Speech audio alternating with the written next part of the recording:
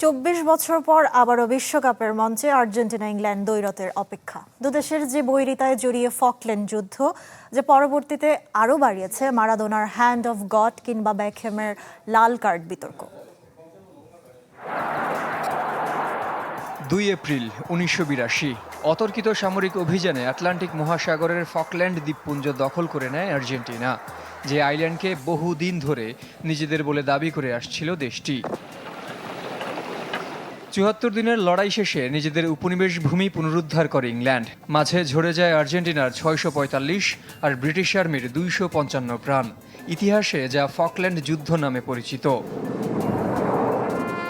সেই ক্ষত নিয়ে ৮৬ বিশ্বকাপের ফাইনালে ইংলিশদের বিপক্ষে নামে আর্জেন্টিনা, শিরোপাও জেতে আলবিসেলেস্তে।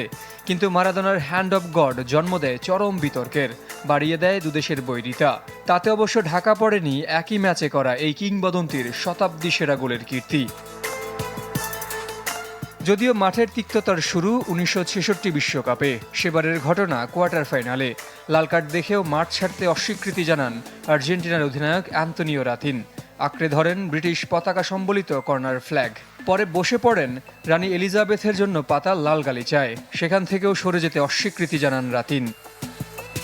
সেন্সিটিভিটি আমার নাই, আছে হোয়াইট প্লাস প্রো সেন্সিটিভ। দাঁতের সেন্সিটিভিটি ভুলে খান মন খুলে। সদ্য প্রয়াত রাতিন পরে জানিয়েছিলেন, সেদিন তার দিকে বিয়ারের বোতল ছুঁড়ে মেরেছিল স্বাগতিক ইংলিশ সমর্থকরা। আর ১-০ গোলের জয়ের পর আর্জেন্টিনার ফুটবলারদের পশু বলে মন্তব্য করেন ইংল্যান্ড কোচ আলফ রামসি। এমনকি ম্যাচ শেষে ফুটবলারদের জার্সি বদলেও বাধা দেন।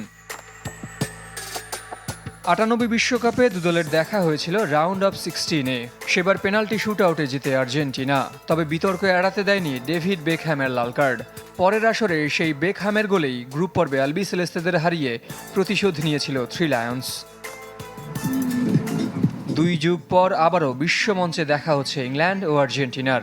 এবারও কি জন্ম নেবে নতুন বিতর্ক? জহির সাগর, চ্যানেল 24।